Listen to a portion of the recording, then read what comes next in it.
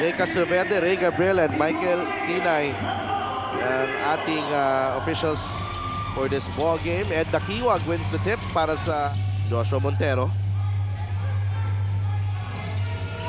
Karandang fires the three. Yes, sir! Good way to start the ball game. 3-ball. Jumper, it's short. Mabula quickly to Ed Dakiwag. Dakiwag ginamitan ng konting pektos. Kinailangan niya protektahan yung bola and was probably hoping. Nice up fake. Go on the jumper. Celis fires and hits. And that's one word that this player from Bulacan certainly knows. Forced that one. He did. He had an open guy, Celis, in the corner, which led to the easy 2 on the other end. 1,000 point club, 1,000 rebound club. Mike Mabulak. Yeah. Nice pass. Celis from the corner. That's good. Pangalawang tres ni Jason Celis. On. JC Karandang.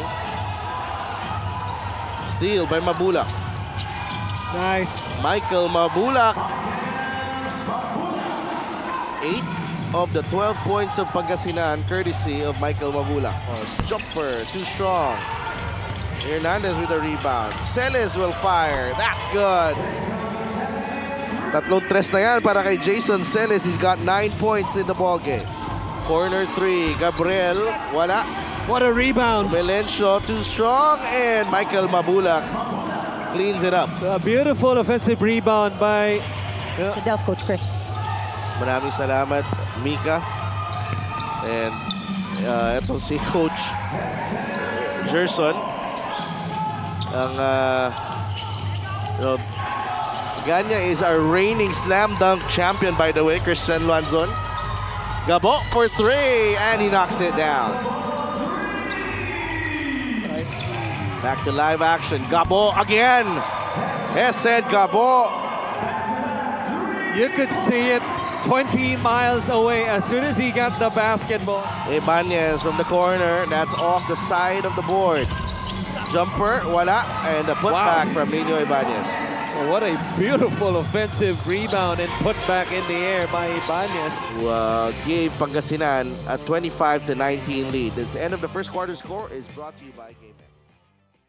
And now they start the second quarter up by 6. Japs Bautista knocks down the 3. Make that. Miligrito. Yes, Taganas. Miligrito. I love that move. Ham time. Yes. Ayun, no? Nagkaroon pa ng konting banggaan kay Taganas. Bautista catch and shoot. Top of the key. Walang problema. And kaya ako really look good. No, kanina, ganda ng unang bitaw niya eh. Gabo lays it in for 2.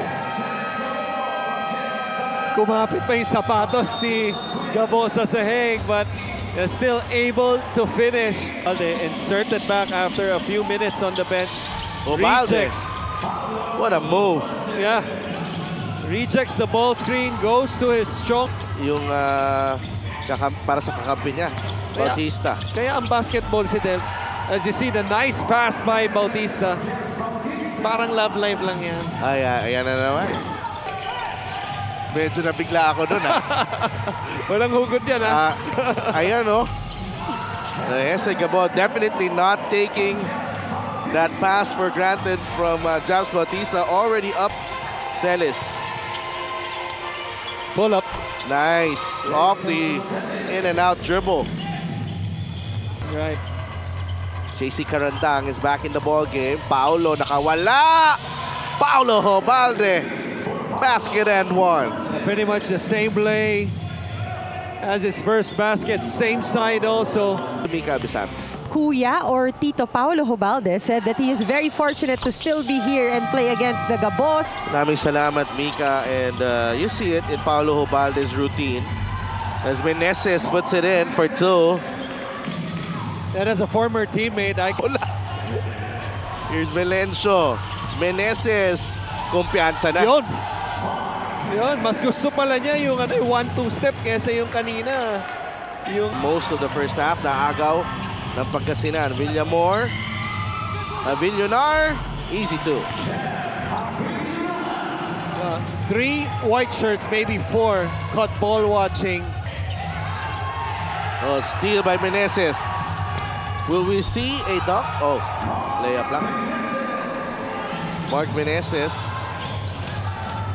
17-point advantage para dito sa Heatwaves. Halftime score is brought to you by GameX. Ubalde, every time he uses that screen, hard show sila, no? And ito, off the curl, Selly Smith opens up the offensive rebound. Basketball, obviously, In Pangasinan. Ubalde, di ba? Tapos, Calagio, kung di ako nagkakamali, taga dyan si Kuya Christian. Yeah. Not to mention, ang ganda rin ng first name niya. Jumper by Ibanez and he knocks it down. Hindi ko nakikita ano yan nasisira buhok ni Coach Christian Yun na doon na ako papunta Sinisira mo yung magandang 3 points at run nitong Pangasinan 26 points against Abra, 16 points against Valenzuela, but with 10 assists. Sabi ko, do you feel like if you went for the shots, you could have won that game? And he said, I understand that my role now is... Makes his move. Jumper is good para kay Nino Ibanez. Meron na siyang 6 na puntos. The field goal. Kurt Nice Calagio. Yes, sir! Ayan yung nakuha niya sa tatay niya. Because his dad, Christian Calagio, Nino. Celis again. Jason Celis. Nakiwag. Kurt for 3. Yes, sir! 5 straight points. Para kay Kurt Calagio. oh my gosh, pati yung takbo. Parehas na parehas kay Danny. And I say that as a compliment. In that game ngayon, nabibigyan siya ng pagkakataon. Hindi niya naman pinapaya yung kanyang coach. At isang player na hindi pinapahiya ang kanyang coach, certainly sa quarter ito, Ed Nakiwag. Drops Bautista, opens a corner. Too strong. Vince Tolentino with the offensive rebound. Rises and puts it in. Always an advantage if you're a left-handed player.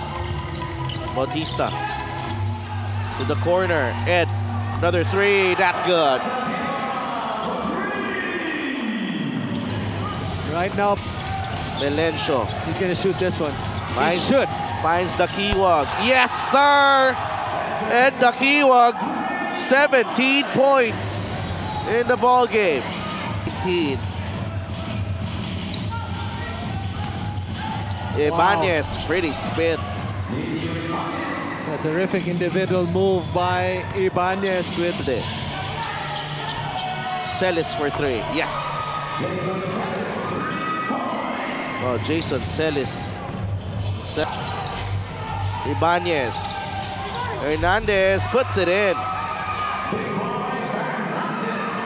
4 points para kay Big Boy. 21-point lead. This end of the third quarter score is brought to you by GameX. Robin drives. Floater is good. And that's just basketball, regardless of what number we see.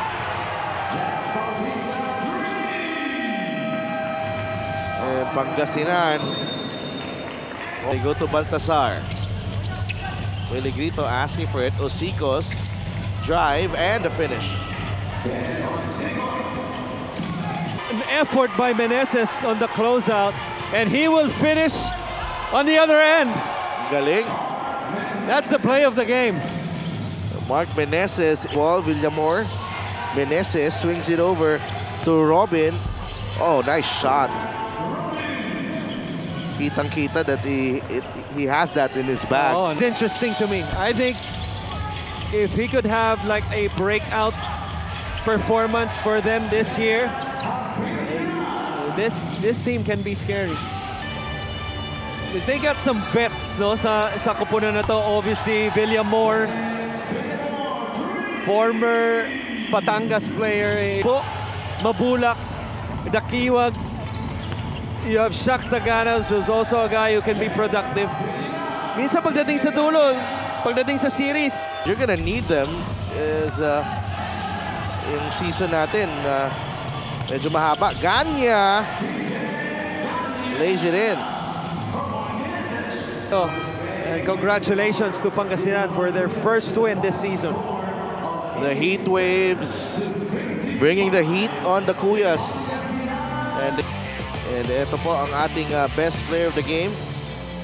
Esed Gabo doing most of the damage in the first half. And really just leading by example para dito sa Pangasinan Heat Waves. There are a lot of candidates, Coach Christian, but we went for Hesed. Well, he set the tone for them in terms of controlling the pace of the game. Was really the one that started their run. That's why they were able to lead as early as the first half by 17.